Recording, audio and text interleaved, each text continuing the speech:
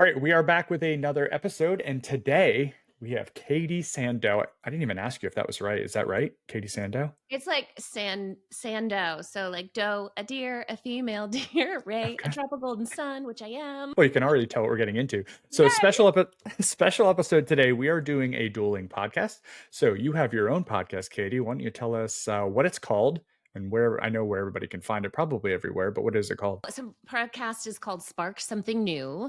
And the Mm, whole idea around it is finding a bit of inspiration, that spark to help you think differently about the way you lead, relationships, work, all that kind of stuff. And yeah, it's on all the platforms. So Apple, Buzzsprout, I don't know, all the things. Just yep. Google it and it's there. Yeah. So you're a sparkologist, which we'll get into. So the way this is going to work is we're going to go back and forth. We each have questions that we want to ask, and then it's going to kind of be a bouncing back and forth. So it's not a typical interview style, which is going to be really fun. We're going to wing it. It's going to have a good time. But you are a sparkologist. I'm sweating already. My armpits are sweating already. This is how serious we're taking this. So we have a ton of questions back and forth. So we'll kick this off. I'm going to kick it off first, but I do want to just cover you are a speaker, entrepreneur, a Spark Something podcast host, and then you also are a sparkologist, which is a very specific type of leadership style or kind of approach to life type thing that I also want to get into. Is that correct? Yes. Okay. The answer is And yes. and Ikigai is also a type of leadership approach that you also know and lead, correct? Yes, and I'm saying Okay. yes. So Ikigai, which we can get into later, but just real quick, is a Japanese concept and Mhm. philosophy closely translated to your reason for living. So I am certified in Ikigai. And yes, you can apply it to leadership, but it is really the whole of your life. Okay, great. Awesome. All right. I'm going to kick off with number one, unless there's anything you want to cover before we kick off. Well, I mean, since it's a dueling podcast, Mm, your peeps know you, but my peeps don't know you. very So true. I feel like I Okay. need to do a little intro for Brandon Yeah. Stanchak, who Yes. I mean, he's all the things, my friends. Your peeps know you, but for my peeps, I don't have too many CFO, peeps. I know your peeps. CFO, CEO. CEO, oh my gosh, CEO of Correct. CWF. Like, how many acronyms can we fit into this podcast? We're And just it's going to do S. a podcast on acronyms. Okay. So S, SWF, right. What did I say? CWF. You're stuck on the C. Oh, like this is my friends. I'm so special. This is why you should practice. Brandon is the CEO Correct. of SWF Yes. Industrial. Perfect. I got it right? Hmm. Right. So he's like the combination of construction industry expert, Ooh. content development expert, Mm. Star Wars expert, and travel expert, like blended together. So not only does he run a company, but also runs a few YouTube channels and has his own podcast, right, which we covered. Yeah. And just has a very unique flavor and brand. So for my Mm. peeps, he's just a really cool dude for you to get to know. And I'm excited that you get Thank to know you. him. Okay, there you go. There's your intro. There's a lot of experts. I don't know if I'm any of those things, but thank you so much. That's very good. Oh, no. All Okay. right. So my first question. Okay. So as an entrepreneur, podcast host and coach, you wear a ton of hats, right? And your bookshelf kind of tells that. So which hat do you feel yourself wearing most between being an entrepreneur, a podcast host, and a coach? And is it ever get too heavy to wear all three of those? So you will find very quickly that I never answer question directly. The way I will answer that is those are all labels to describe the things that I do that I get paid for. Well, some I don't get paid for. Hmm. The common thread through all of them is that I love to facilitate moments of learning and discovery.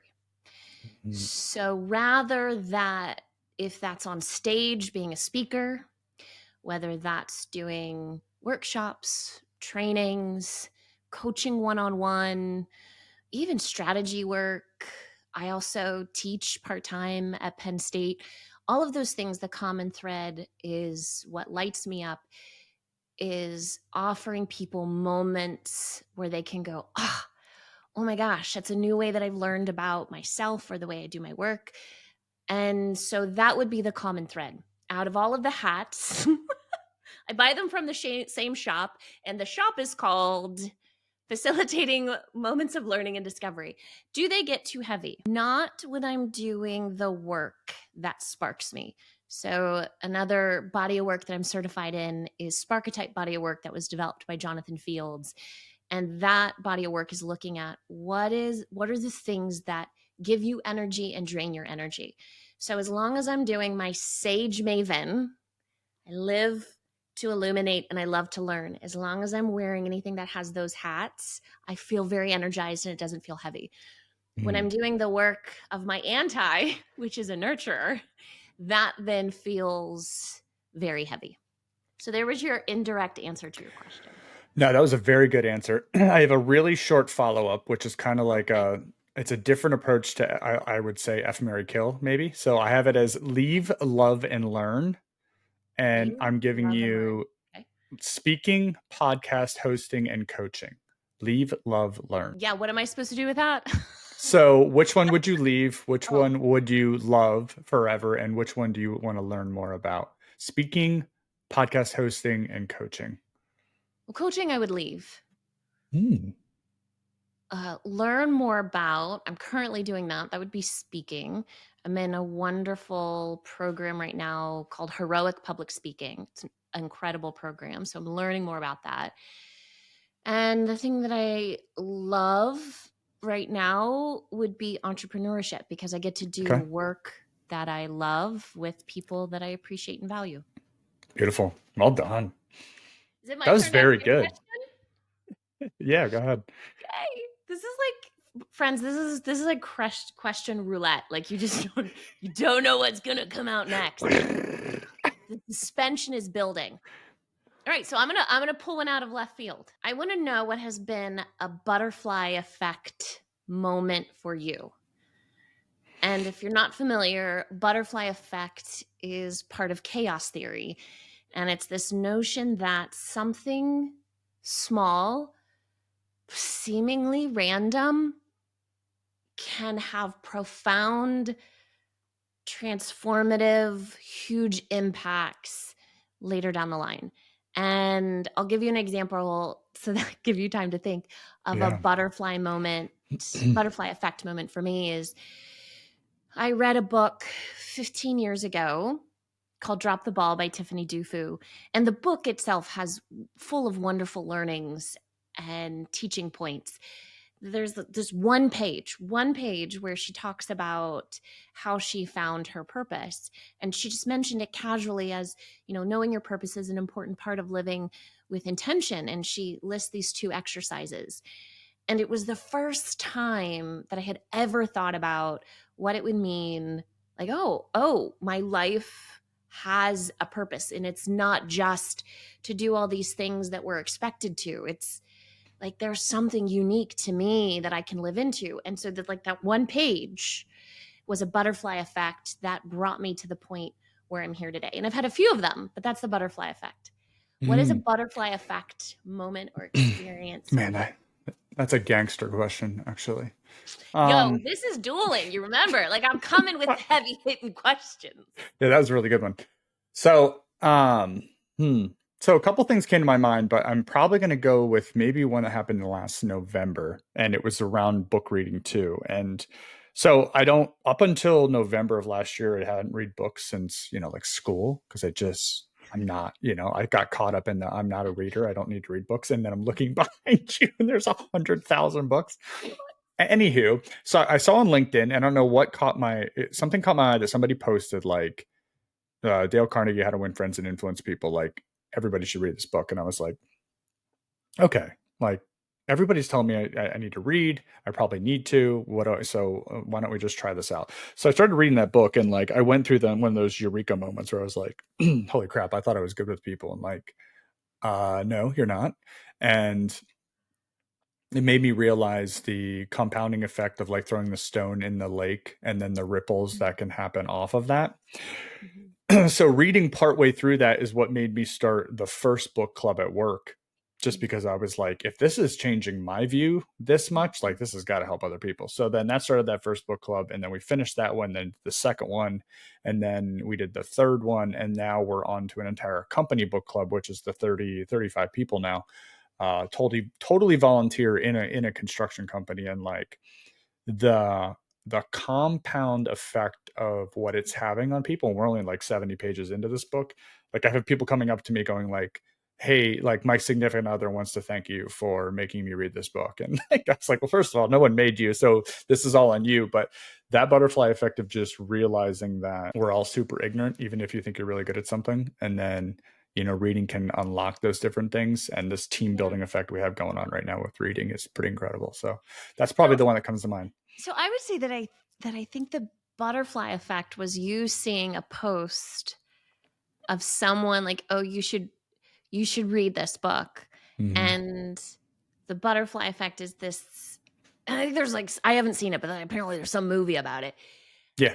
This idea of, had you not seen that post, would you have picked up that book and read? And what would have been that you maybe not have had the profound impact that it is now? And what I think is interesting about the butterfly effect is they're transformative for a reason. Like, there is something in your subconscious that is seeking and is searching. And it's not actually a seemingly random or small moment. It's because there is some awareness that is happening, and uh ping happens, a catalyst moment happens that is seemingly small, but it has brought to the surface what has been within and is part of your subconscious.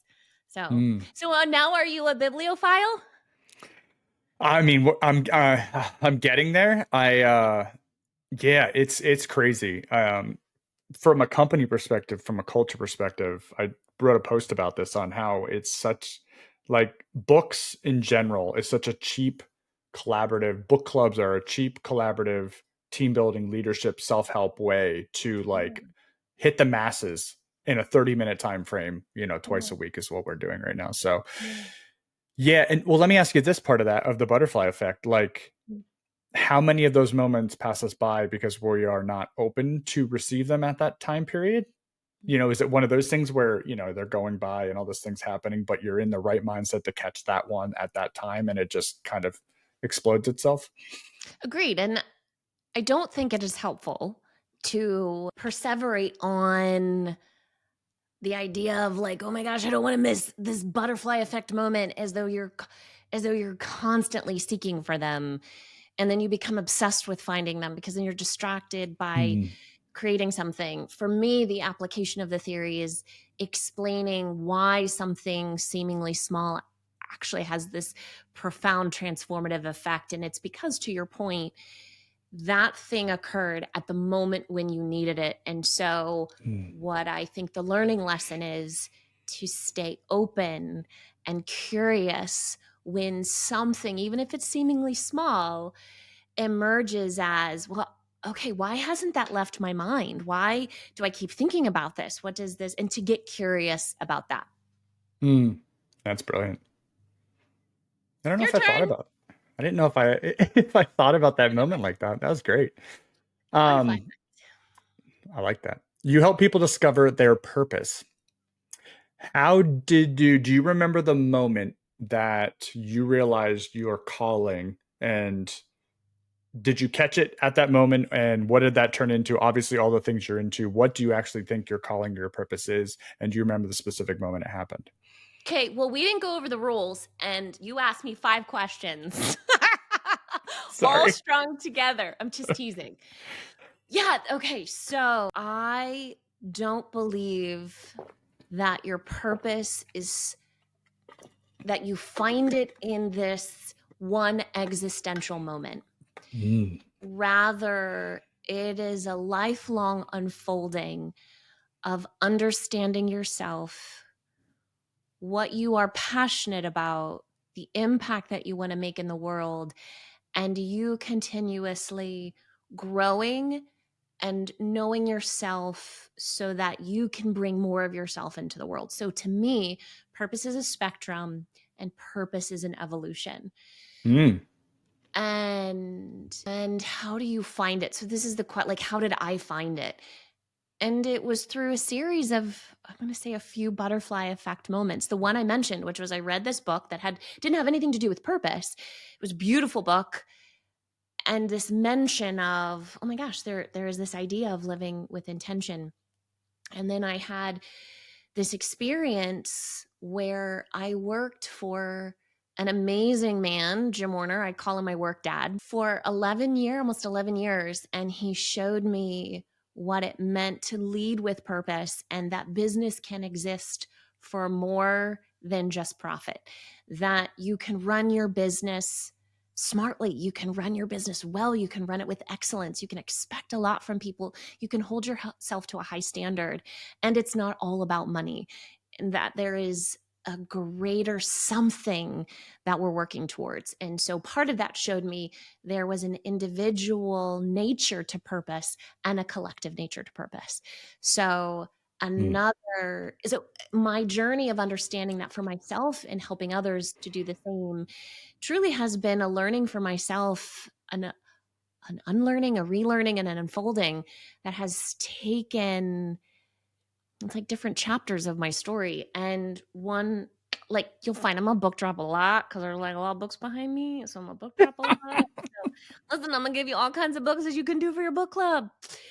One that I read that helped me think about purpose in a different way is The Second Mountain, A Quest for Moral Life by David Brooks.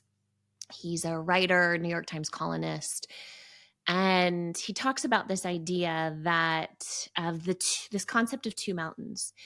The first mountain being the first mountain of you, and this is mostly what our Western culture tells us will lead to success and happiness in life.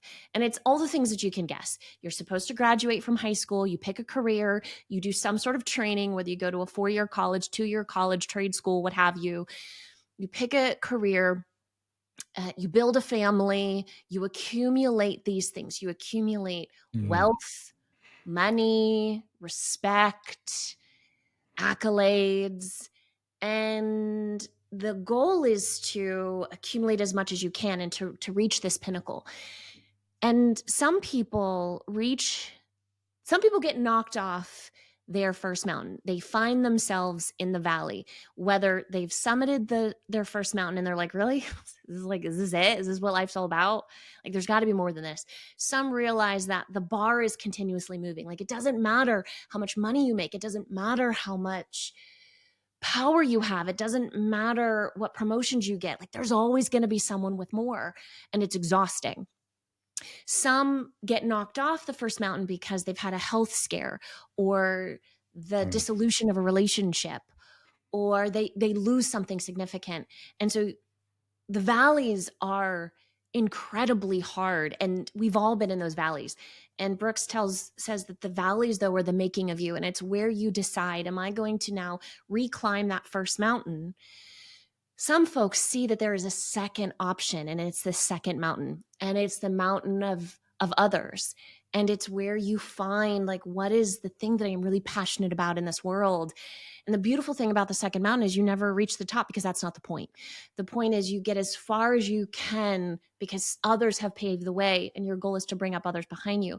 And so it's this continuous striving towards making an impact in the world. And Brooks doesn't disparage the first mountain stuff, right? Like your money, your power, your knowledge, your experience, your credentials, your certificates, your podcasts, your Right. viewers. It's saying, like, what are you leveraging that in service to, in service of yourself or in service to others? And for me, this transformed this idea of you don't have to choose one or the other. Like, success and purpose aren't mutually exclusive ideas. It's rather, what is the aim in which you are living your life?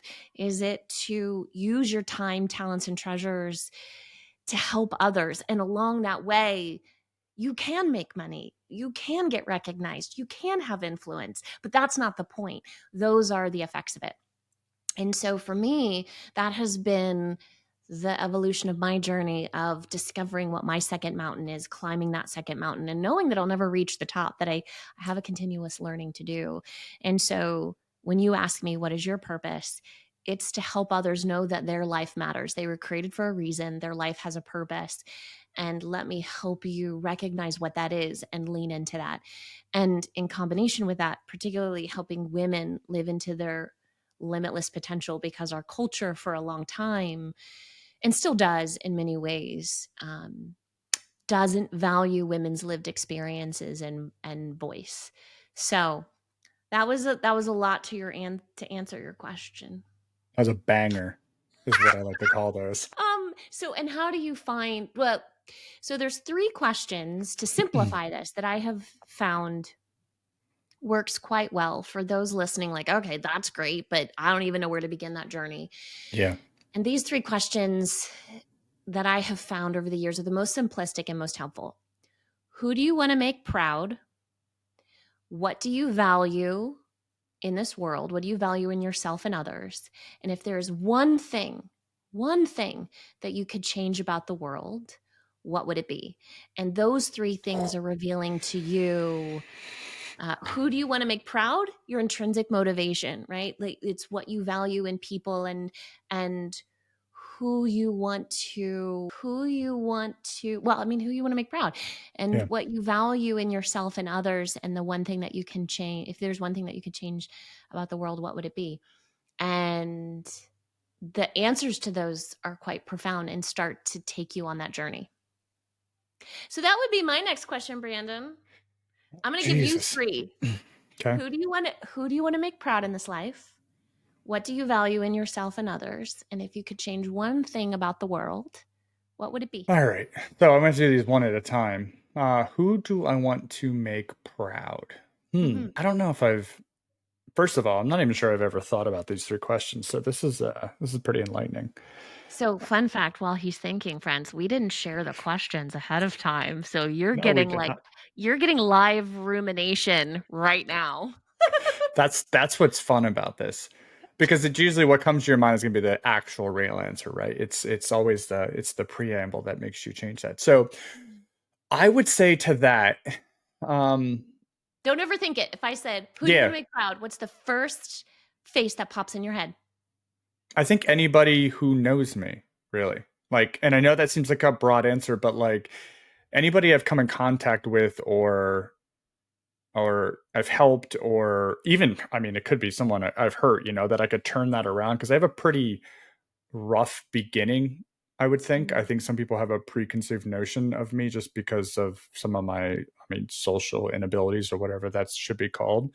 mm, So it would be anybody that I have come in contact throughout my life, that's who I'd want to either mm. turn around or influence in a positive way. I'm not really sure if that answers it correctly, but yeah, it could No, be there's no, anyone. and here, fun fact, friends, there's no correct way to answer it. It's Yeah. telling what you telling yourself. Okay, Yeah. so that's who you want to make proud, is that anyone that you interact with, that you want to leave with a meaningful experience. And even if you've Mm, done them wrong, you would love the opportunity to write that. And so there yes. is this sense of wanting to know that as you move through the world, that you're making a positive impact. And so you would want people to be proud of you for that. Okay. Correct. What do you value in yourself and others? So when I did the like 21 core values with AR, my Vistage coach, Yeah. the one that kept coming out on top was Mhm. humor for me. I can I see that. really I really like to make people laugh even when times are not great. Uh Yeah. so laughing, to me, it happens a lot in our meetings. I think humor goes a long way to, help people learn, get people's guards down, that kind of thing. Yes. Yeah, so I think that's a huge piece for me. And then the other one would be just I'm learning that I love filling people's potential buckets and whatever that looks like. And that could be Mm. work related, that could be home related, that could be, it doesn't matter, whatever you think that is really important to you. I want to help people that could kind of get to that next stage. So Mm. Love that. Okay. Then if there's one thing that you could change about the world, what would it be? one thing I could change about the world, what would it be? Mhm. It would probably go along the lines with the humor thing. Maybe not everything is so serious. Mm. I think we're all we're really afraid to be ourselves sometimes and put that Mm-hmm. out there. Mm-hmm. So just staying completely weird and just throwing what your best self is out there. And some people will love it, some people hate it, but it doesn't really matter, in the sense of there will be people who will connect with that. And those are the people you can kind of keep rolling with. So in what you shared with me, like I'm doing this live. This is how I would mirror back what I heard and how you could turn that into a personal mission statement. In Japanese, it's called kokorozashi, where this is my personal mission and this is how I choose to live it out in all of the facets of my life.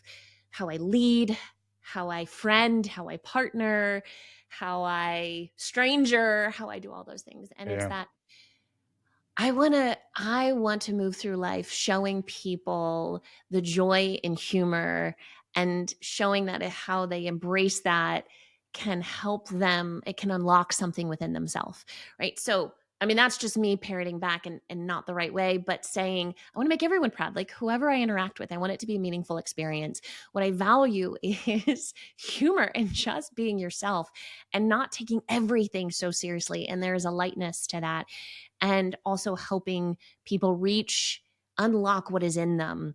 And that if I could move through the world and do that. And so this is how I can choose to live that out, live with purpose. We sometimes, no, not sometimes, I think in Western culture, we so often think of purpose as this huge, like Mother Teresa, I got to solve world hunger. Mm. And yeah, that can be your just cause, as Simon Sinek would call it. But when you think of like what is purpose to me, my personal mission is that I want to move through life and I want people to laugh and to appreciate the quirkiness part of themselves and know that if you embrace the weirdness of you and have fun with it, it unlocks something within you. That's a really cool way to move through life, and it is transformative. Mm. Thank you for that. So that's how you got to taste. That's how I help people, quote unquote, find purpose. Like I'm not doing anything for them. I'm find your purpose. It's knowing how to ask the questions that help people discover what is already within them. Yeah, because I think it could be impossible almost to ask yourself that. Yes. Like there's, you could read all the books in the world, but like, Mhm. yes, that those three questions are very difficult, which I can see. But as you think through those, like you said, the first thing that comes to your mind, that is probably the truth. And Yeah. whatever that is, no matter how dumb or insignificant, the problem is you fight with the insignificance of what that is, right? When someone asks you a question like that and you're just like, go for it. I'm like, I don't know, humor? Like that sounds dumb to me. But when you put it in those eloquent words of like, it doesn't have to be world hunger, Mother Teresa, you are correct. That's what I was fighting it personally in my head with. Of That's course. brilliant. You are 2 questions up on me, so you are doing Oh, very well. okay. All right, You're go. I'm keeping ready. score. I'm ready. My armpits are still sweaty. My gosh. Um, all right, I have more than you, so I want to make sure that I don't have to go through all of them. Okay, in your work as a leadership coach, what's one lesson you think every leader should learn the hard way? What is one lesson that every leader should learn the hard way? 360 feedback. So, Oh, in my work, I have found that many leaders are not self aware. They think they are, but they are not. And one of the ways that they can overcome and transcend that is to ask their team specifically for feedback. And what I have heard leaders tell me in response is, "Oh, I have trust with my team. Like they tell me stuff all the time. If they have a problem or if they struggle, yeah, they'll tell me." And I say, "Yes, but that is a very different scenario than you inviting specific feedback and you creating the psychological safety and space and demonstrating what you want them to do, which is tell me how I can improve as a leader. Tell me what's working for you. Tell me what's not working for you. I want you to be honest with me," and giving them some examples. And that is a hard thing for leaders to do because they think I have a great relationship with my team. I have a great rapport with my team. I do one on ones with them all the time. I'll ask them, is there anything that you need from me? I'll ask them, is there any feedback? But asking the specific question, what suggestions do you have how I can improve as your leader?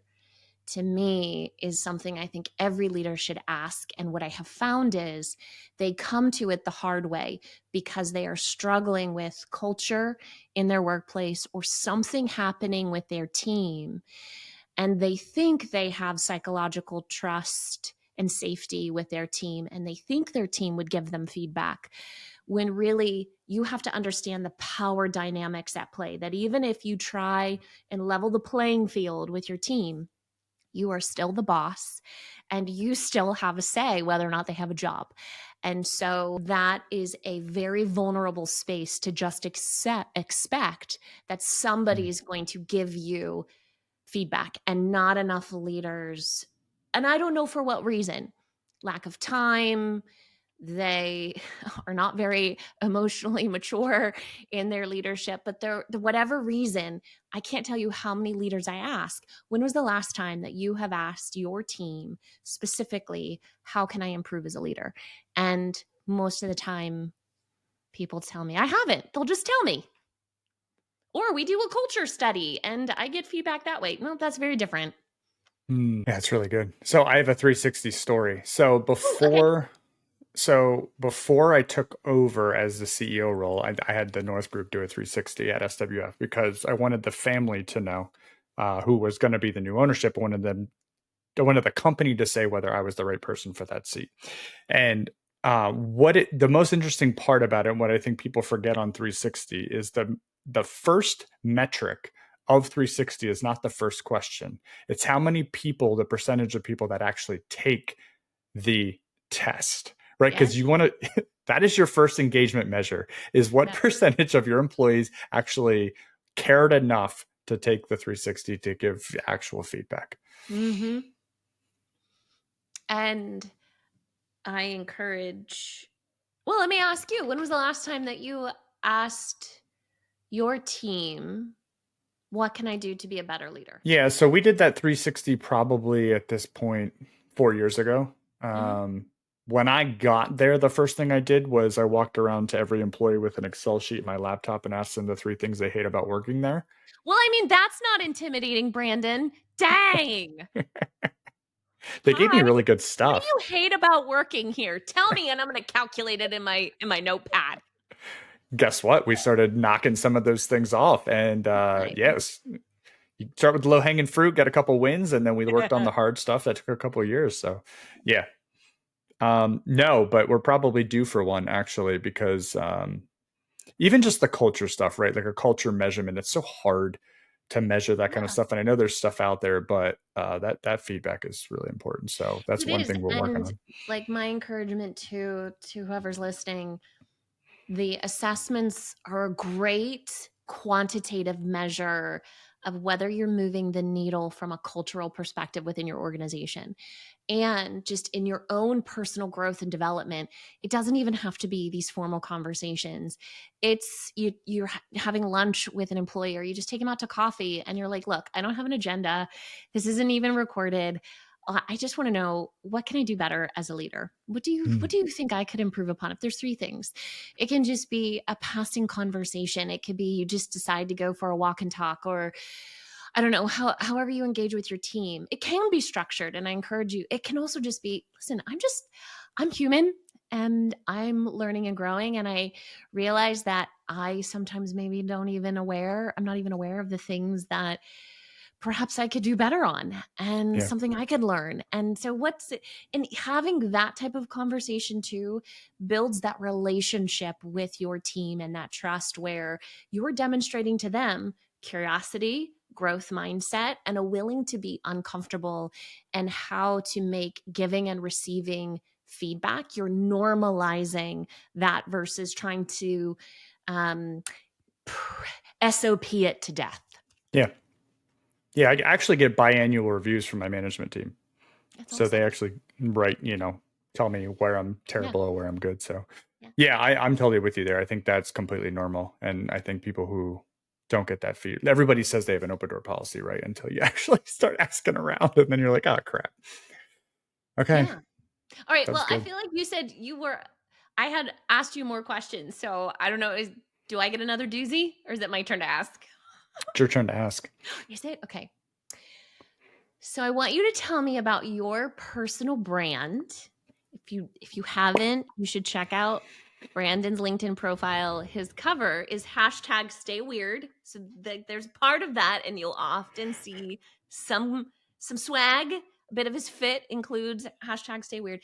But I want you to tell us about your personal brand and how that guides how you live your life and how Hmm. you lead your team. I'd say it's kind of all over the place at times, and it's probably because the LinkedIn arena is probably the most concise of all of them, and it's probably because it was the last one, and I made a bunch of other things prior to this to get to this point to figure out like I've been just trying to figure out where that voice should fit. Um, so it started out. I'm a huge gaming nerd, so I've been gaming for a long time since I was like 11, and then started down some YouTube stuff, had like all these different videos all on one channel. That doesn't work. You really got to niche down. So I started making up different channels to kind of separate all that content.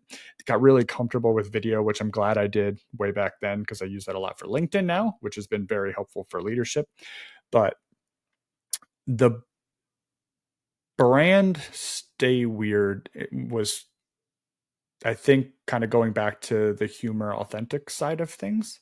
Mhm. Um, I think a lot of people are really afraid to just throw things out there, and I've never really had a problem with that judgment arena, and just like I wear sweatshirts a lot to places. I probably don't dress up as much as I should.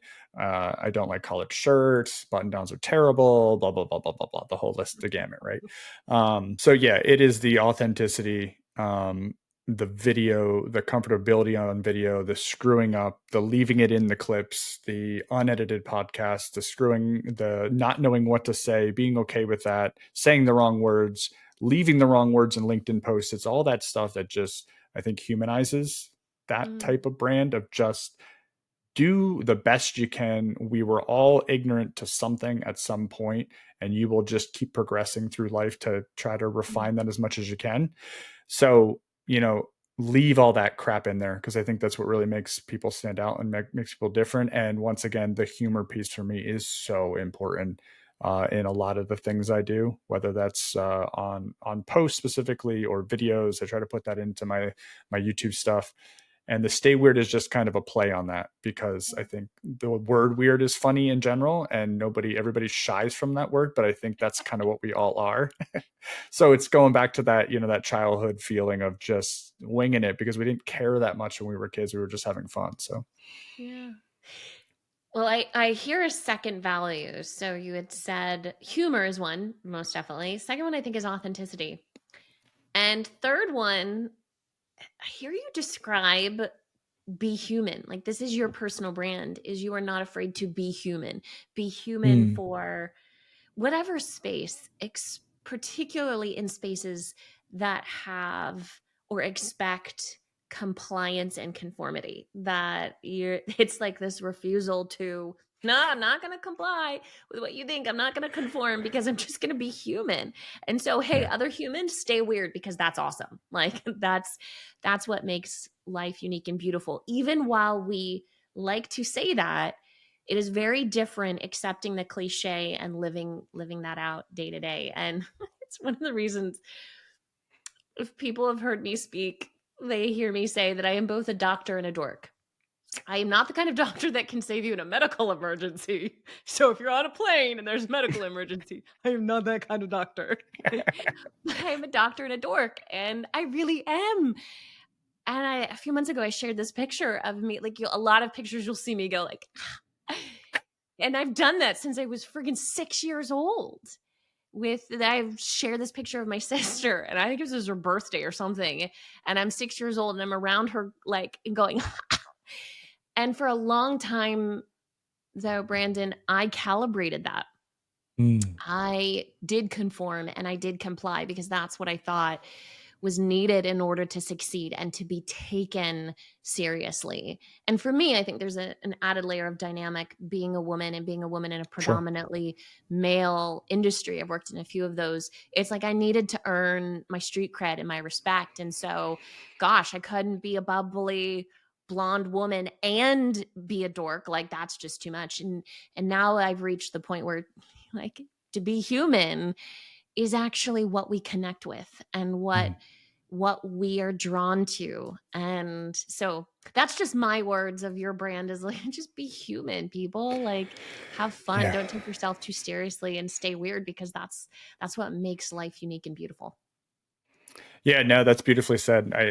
I it's interesting because I've had conversations with close friends that have said things like that to me, like I don't understand how you don't care and how you just go for whatever it is, you just throw it out there and I see that as normal because it's what I've always done. But then when you look around, there's the reason people, they associate or they want to be a part of that or they want to engage with that because I guess it is difficult to do most of the time. But I Yeah. would say in the leadership side of things, the video piece, I mean, we're doing basic behavior videos every single week. And, myself or other people in the company are stars of those videos.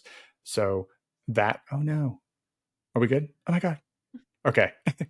um, yeah. So being on video in general and getting comfortable with that has really helped me incorporate that stuff back into work. So that's been helpful.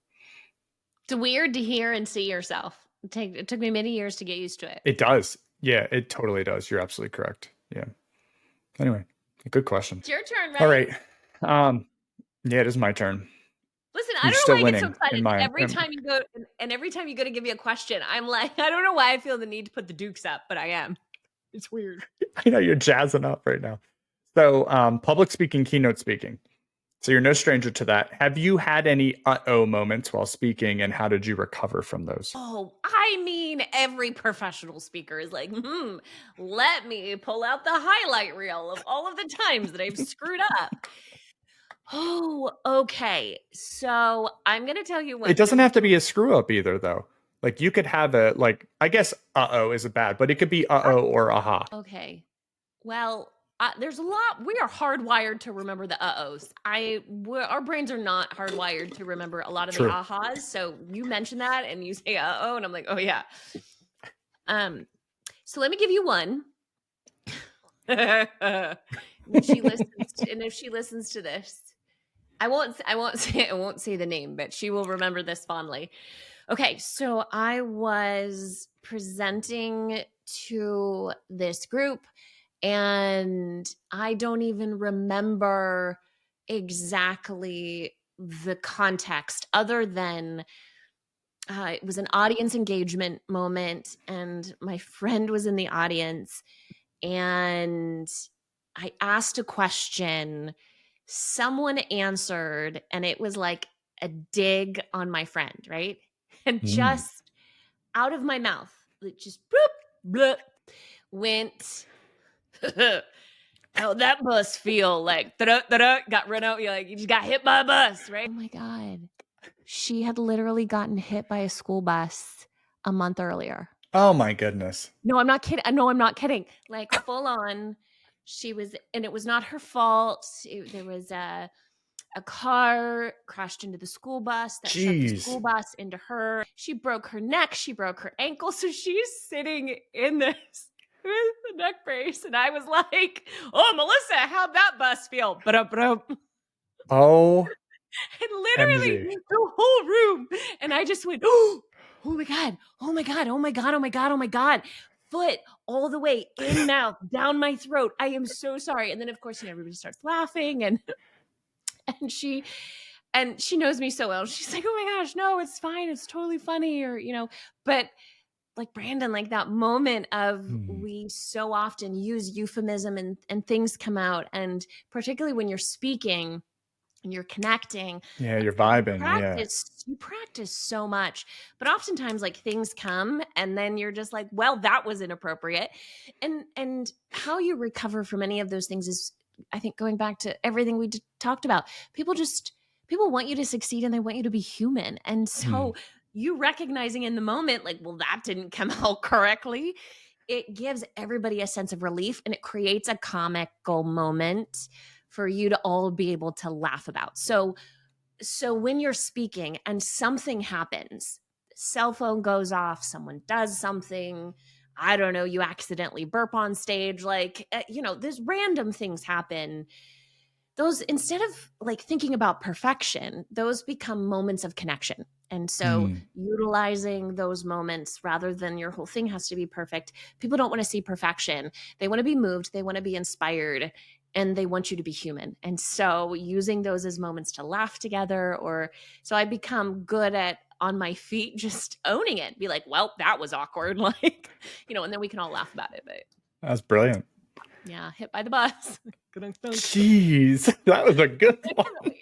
Literally. Like, I mean, if I had slowed down just I 30 know. seconds and thought about those words before they came out of my mouth, I would have been like, well, that's probably not appropriate.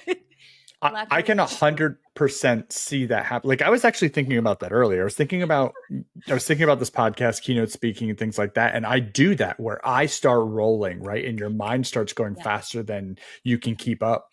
And humor, I love making people laugh. So it's the roll, you get people going, and then it's like, psh, psh, there's nothing holding me back. Now I'm flying. And then you say something really stupid and you're like, wow, you're a complete asshole. And okay, so fun fact with that too, I don't have a potty mouth, but I will drop like, oh shit, or damn, or Hmm, something like that. And on stage, I'm very mindful to not utilize those things because for some that can be deeply offensive. And sure. so, but it'll sometimes, like, I'm from Kansas City, the Southwest drawl, and I'll get going. I'll be like, well, that was a piece of shit. And I'm like, oh, always in the back of my head, I'm like, oh my God, oh my God, oh my God. And depending on the audience, right? If I'm speaking to my solid waste and recycling peeps, my construction Get in manufacturing there. peeps, they're like, yeah, educators or the Sure. medical profession, or like, so the oftentimes I do have to be very mindful because I'll be like, well, hot damn. And that's just who I am. And Right. you also have to recognize that when you're speaking and when you're on stage, yes, you need to be yourself, but you've also been hired by someone. And so you are representing that company, that conference, Mm, whoever's putting on that event. So it's not just you, it's not just your reputation on stage, it's also representing whoever hired you. So that's where I'm particularly mindful of that's good. working on those things where, yes, I need to be myself and to own it and have fun with it. And also at the same time, probably need to rein some things Yeah.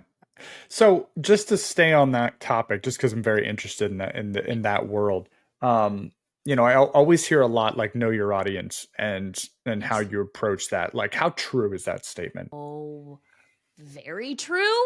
Okay. Like, so think about the last time that you heard someone speak who really moved you. Hmm. They moved you because what they were sharing, even if it was about them, their life journey, you heard somebody famous speak, they moved you because they made it about you. So they took you on a journey, whether it was through their own experience or their own learnings, and you were moved because you could feel it, you could see it, you could understand it, you could relate to it. That's because they put you first. They put the audience first. Even if you were there to talk about, oh, they were rolling out their book or whatever the context is. Where you go and you've heard someone speak, and even if the content is relevant, but gosh, you're just like, oh, that was whew. It's because they didn't make it about you. They made it about the topic. So they talked to you about something. So the Hmm. difference between those is one makes it about you. And so everything they talk about, they bring it back to how it connects to you. The other is I'm going to talk to you or at you about something, even if it's something that I'm an expert and that I want to hear from. That's the difference between someone who moves you and someone where you pick up your phone and you're checking your email because they've not engaged you in that process. So knowing your audience and putting them first is everything. And what it means is that you're putting the audience's experience in the forefront of when you talk to them. Oh, nice. Thank you. Is it my turn? Yeah. Hmm. Where's the Okay. Dukes? Well, the Dukes are like when you're going to ask me a question. So, like, Yeah, I'm that's ready fair. to respond. I don't know. I'm weird. Here we go. How do you balance your energy? Let me give you backstory. Okay. So many people use the term, and I think are familiar with the term work-life balance. That, and it's in vogue right now. People talk about it. I mean, my goodness, there's programs about it, and I challenge that because I don't believe there is a separation of work life anymore. That we are living in a day and age where work, and it always has been a part of you, but what we're talking about is these worlds have now collided, where 50 years ago you literally clocked in and out of work and there was no connection to work unless they called your home line. Like, first of all, who has a home line anymore? I'm sure someone does. But now these things are so integrated. And what I think people are describing when they say, I need better work life balance, is that my energy is out of balance. That something is drawing so much upon my energy at work that I don't have enough energy to give the best version of myself in the other spheres of life. Opposite of that, something is so draining my energy outside of life that I can't bring the best version of myself into work. And so I'm a believer that we need to look at what is draining your energy, what is giving your energy, and how do you find, and it's not even balance, how do you find harmony? So this continuous state of understanding, how do you fuel yourself, and doing so in a way that you can give the best version of yourself in different spaces. So my question to you is, how do you balance or harmonize your energy? So my personality index would say that I stretch really far for my job. Um, What does that mean? What does uh, that mean? so like when you take the personality index, it puts like dots on a chart, and then you put what you think you're supposed to be at work, and then so those how close those dots align is really like how much you either have to stretch your Okay. personality on a daily basis, and then how does that affect your energy levels as well. On top of that, some tests do it differently, but um, yeah, so I'm quite not a social person. So when I'm not at work, like this is the room I'm in most of the time. I'm hanging out with my wife or watching He's in a movies. dark cave by himself. He's Batman. I'm not going to say I'm Batman. I'm just going to say we've never been in the same room at the same time. So Is okay. Also Wonder Woman and I have never been in the same room together. So fine. let's Anyway, go. continue with your story. It's fine. So yeah. So I think that I'm probably a 5 to 2:30, 5 to 3:30 person. So I like to get in early and I like to get out early because that recharge is like my afternoon. So I do this podcast so I don't have to go to social events. This is my workaround to I love not it. do those things. I love it. One, it builds the brand, it builds the company brand, and I get to talk to really smart people and not actually have to leave the room that I love. So it's really trying to find creative ways to, one, get my voice out there, get SWF out there, get myself out there while still learning and incorporating and engaging other people. So I just try to get really creative with that space because I know what I like and don't like. And I will bend on that some of the time, but a lot of the time I won't because I know that's what fits who I am as a person. Mhm. So I balance. I take this, the stretching very seriously because there'll be weeks when I have to come. Like if we have a really intense week of meetings, like I'm napping when I get home from work because I have to recharge because it's like I have to be on. And then by the time I get home, it's Wait, like, can we just pause and give major kudos to naps? oh, Like, I love naps. they're I just want to give nap their moment. Anyway, continue. No, you are absolutely correct. That recharge is so necessary. So naps, walking, actually playing video games, video editing, doing the hobbies I enjoy is my recharge. And a lot of that's usually solo. Watching shows with my wife. We're huge TV movie people. Like that is really fun for me. And then like dinners and things like that. So our circle's pretty small, and it's mostly because like it has to be so large during the week that I like to, really when it's my time. I get that. I say that I am a outgoing ambivert. People Mm, have heard like introvert, extrovert, and they tend to confuse introversion and extroversion with outgoing and shy. mm, So shy and outgoing are simply your comfort. I'm simplifying it. Your comfortability towards engaging in meeting new people and interactions. Introversion and extroversion are how do you recharge? Introversion is I recharge by being by myself. Extroversion is I recharge by being around people. So my husband is an outgoing introvert. He's not shy. He has no problem meeting new people, but he recharges by being alone or just him and I together. My mother, on the hand, is an outgoing extrovert. That woman hasn't met a person who doesn't become her best friend, and my god, she needs to be around people all of the time. All of the time. yeah. I am a true ambivert where I joke if I people all week long, by the weekend I don't want to people. I don't Yeah. want to people. A true extrovert would like, no, I still need to be around people. But if I'm introverted, if I'm by myself all week long, by the weekend I'm like, god, I need to be around some people.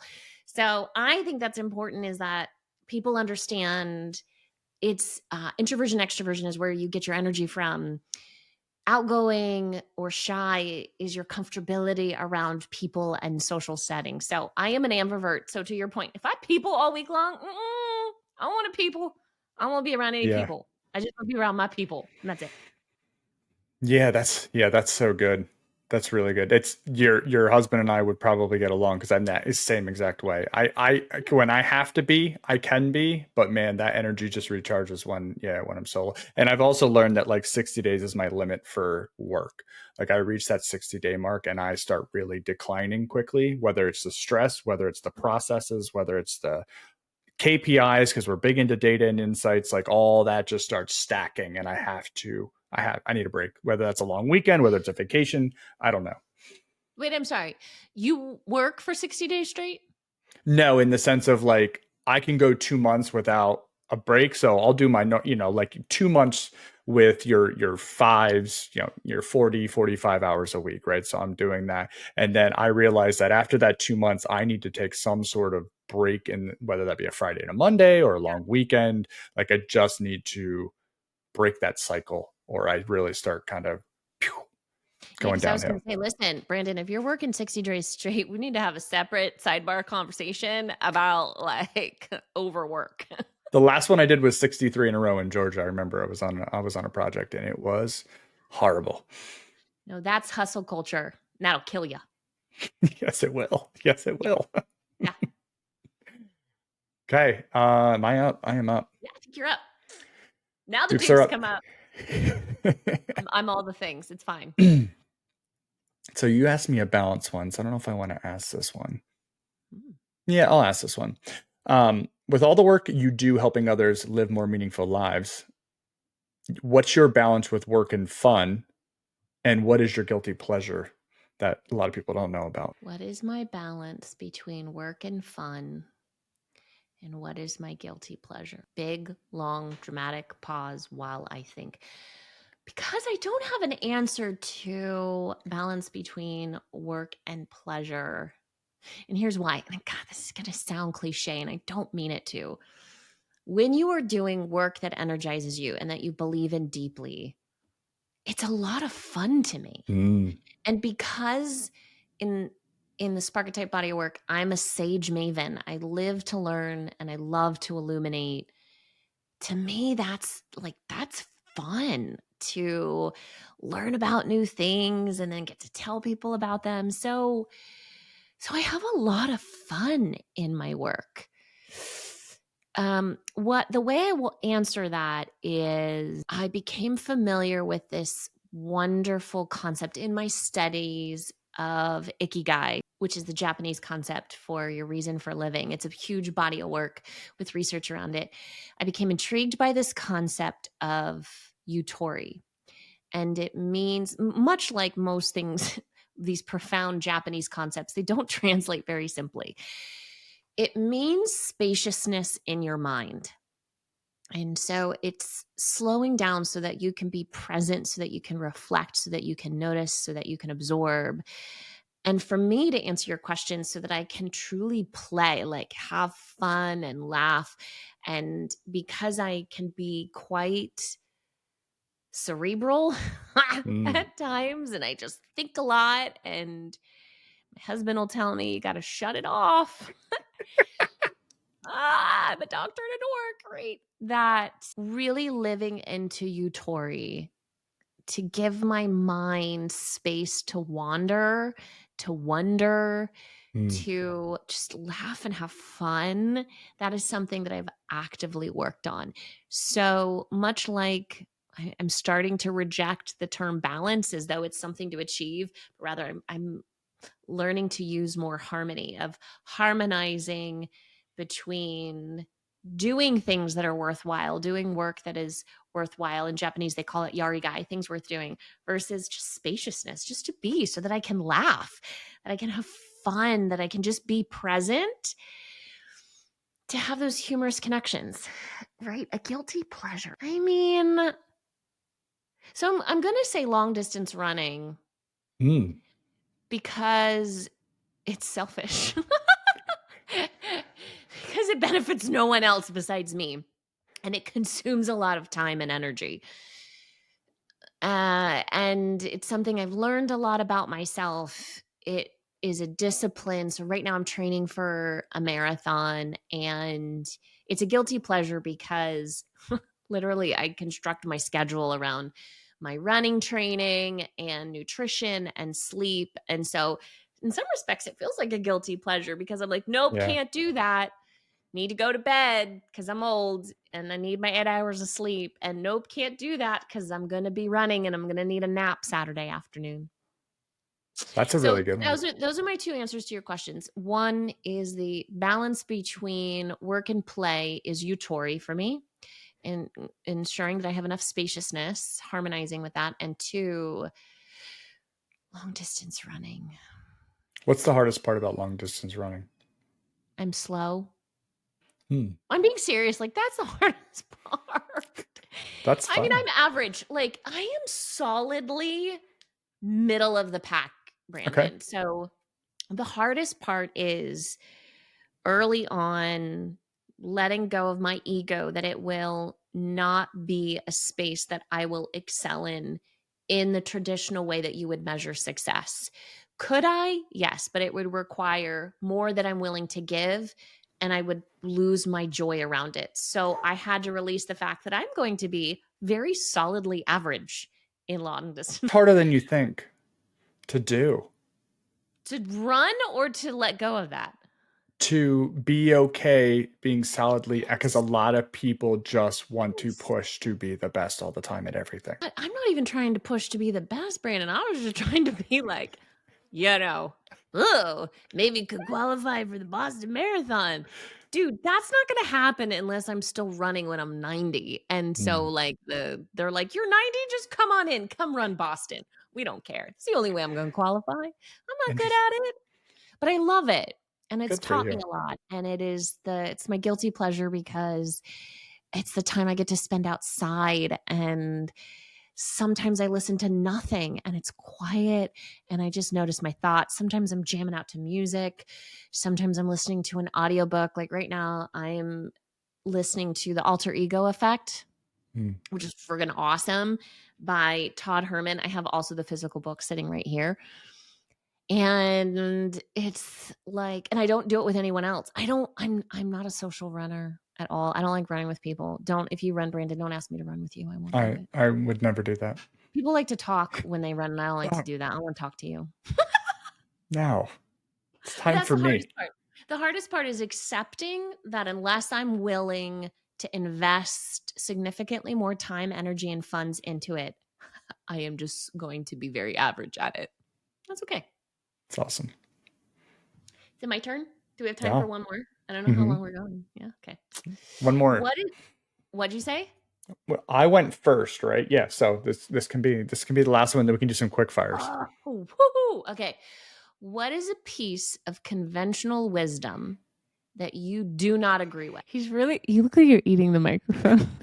I'm really thinking conventional wisdom. What is a Hmm. piece of conventional wisdom that like everybody else buys into? Hmm. And you're like, no, I don't agree with that. That's not how I live my life. It can be in work, it can be in the professional space, it can be in the personal space. I don't. This one's gonna sound really dumb, but I'm gonna wing it because I like this one. Um, I don't think you can actually task someone to go innovate for the day.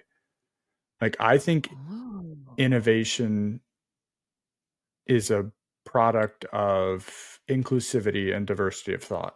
So I don't think it can be like, Katie, today I don't want you to worry about any of your tasks. I just want you to go innovate for the company all day long. I'm not sure people can do that if one, they don't feel that their ideas will be actually listened, included, and viable to whatever the company needs. And I also don't think people would do that if they can't bounce ideas off of teammates, even if they're really dumb, but together they could make something really awesome. That to have that space to be super collaborative. So I think innovation is one of those things that has to feel in the culture and it naturally Mhm. happens because you're just like you're in like a runner's high where everybody's just kind of like, hey, I can, it's okay if I'm dumb over here. I'm going to throw my piece in the meeting as we're trying to figure out this problem because I know we can bounce it around as a group and we'll mold it into something great. If you don't have that, I think a lot of people just won't say anything because they're afraid. They're afraid to be judged. And I don't think it happens. I don't think you can task it. Okay, so follow-up question, and I will explain this. And when I ask this, I really don't have the answer. Like, this isn't like, ooh, I have some sort of like profound response. What's the difference to you between innovation and invention? And Hmm. I know there's like Webster dictionary definitions, but because and the reason why I'm asking that is I think most of the time when we are saying innovation, we are meaning invention. Yeah. To me, the first place my head went was innovation is efficiency focused for me, but that could just be because of the world I'm Okay. in Okay. construction manufacturing, where innovation is like, it seems like more of a physical thing to me, but that's just where my brain's at right now. Where Hmm. innovation to me is a process or improvement or efficiency or thought or a different way of tasking something. But that just could be the manufacturing me talking. Well, and the reason why I ask this is a half baked cookie. This is a half baked thought. So this is the metaphor that I like to use when, especially if you're doing like innovation or invention or whatever. Like you're just putting some of the ingredients together and you're testing it out. So I'm going to serve you a half baked cookie. Don't fully consume it because there might be salmonella in it. However, Sure. to me, what I think is often missing when we talk about innovation is the pressure of a crisis. And I don't remember the book that I read, but a crisis is one of the authors had said a crisis is a terrible thing to waste. And some of the best Mm. inventions and innovations have come from the pressure of, listen, we don't have time. We don't have time for the BS. No BS. We don't have time for it, right? We need to solve this problem. And so we need it all. We need your best. We need the worst. We need it all. We need it now. Let's go. And so there's the pressure of collectively trying to solve something very big, very real, very now. To me, some of the best innovations and inventions have come out of crises. I don't know how you feel or respond to that. Hmm. Yeah. No, I could see that. Because there's no time to argue or banter or hold people back or even think outside, like outside of just solving the collective or helping the collective to solve the problem. I can see that. That makes sense to me. To me, I think it's, yeah, I just, it amazes me how many times I'm in meetings that aren't run well, that it bothers me, like in the point of not seeing people adjust or get shut down or watching body language or not going around the room before you end a call just to make sure everybody got a chance to speak. Like little things like that, I think make a huge difference in collaboration for the team. That if you let those things go by, I think those are the moments that you're either chipping away or you're kind of building up. when people want to bring ideas or throw something crazy out. It's kind of that weird concept. But I think people have to feel really comfortable in group settings to You do. even, throw that kind of stuff into That's that hat. psychological safety. Yeah, I know safe space like a terrible word now, but kind of that concept. No, and I've actually, so I think Brene Brown said this. She doesn't believe in safe spaces and using the term safe space because you can't always guarantee Right. someone's safety, but you can create brave spaces where we can show up and bravely share a perspective, bravely share a voice, bravely share idea, where it may not be completely safe, but we're going to create the environment where you can be brave and to do that. That's good. On that note, that was a banger to end on too. Bam. All right, let's do some hot takes. We'll do 3 each. I actually didn't write any down, so I'm going to think of a couple off the top of my head. So you gotta come up with one because I don't know what we're doing. Okay, we'll do one Star Wars one to kick off. So, Okay. are you Rebel Alliance or are you with the Empire? Ooh, why would you even ask that question? Rebel Alliance, always. Okay, I'm with the Empire. Why? I love red, black, and white. So color theory. So color theory is your reason for choosing darkness. That's all you need to know about Brandon. Right now, folks, we're just going to wrap it up. He chooses the dark side of the Force because of colors. And I love order and laws. Gosh. Oh, I have a good one for you. I have no idea if this is the game that we're playing, but I'm going to ask it. Do you brush first or floss first? Brush. Thank you. Listen, ask this question at your next company meeting. How many of you brush first and how many of you floss first? And let me tell you, the floss first people get really passionate about their perspective. And yes, there's a whole group of people who do floss first. Is that like the cereal milk or milk cereal? Wait. Are you saying there's people who put milk in the bowl first and then put cereal in afterwards? Yeah. Stop it. Those are probably also floss first people. They're also probably your people, like the dark side and like black, white, and red together. Cool. So another one along those lines, are you sock, shoe, or sock, shoe? Oh, I get where you're going with that. Sock, shoe. Okay. Why? What are you? I'm sock, shoe. I have a good one. Tacos or pumpkin spice? Watch it because I might punch you through the screen depending on your response. What does that question mean? Would you rather, which is better, tacos or pumpkin spice flavored thing? Oh, okay. Because I was confused because pumpkin spice actually isn't something; it's a flavor. But I was thinking it's something. It's everything to people. I don't know. August comes and now we have pumpkin spice everywhere. Yeah, no, I would take tacos over pumpkin spice. I'm a joke because I have a meme that is forever saved that says tacos are better than pumpkin spice. Go ahead and fight me. Yeah, pumpkin's kind of a huge thing. I mess around with pumpkin beer at this time of year, but it's not that's fine. I'm not going to fight people over it. That's fine. I mean, I will fight you over tacos. My license plate says taco lover. I'm just saying. Are you serious? Yes, I'm being serious. It literally taco LVR, taco lover, because my he has a Toyota Tacoma. And for those of you familiar, in the Toyota world, they call those taco trucks. So his license plate is taco truck. Makes sense. Totally we understand. Take tacos very seriously in my world, Brandon. Salt or sweet? Both. But if you made me choose, it would have to be salty. But I like both. I like chocolate covered bacon. Have you not had chocolate covered bacon? Maybe on a donut, crazy. What are those donut places? Byler's or Duck Donuts? Where they do maple bacon, bacon with No, you need a piece of actual legit bacon that's thick, juicy bacon that's been cooked and then dipped into chocolate. Okay. Never had. White milk or dark chocolate? So you thought about that way too long. Well, no. So we really keep only dark in the house because it's a little bit healthier. But if I'm really hankering, I'm going after a Fifth Avenue bar. That's my. A Fifth have a new bar. No, nobody loves them, but during COVID, you couldn't find them. It was crazy. Oh, everybody had a hunkering for it. What's your favorite candy? Anything with peanut butter in it. Reese's peanut butter cup. Okay.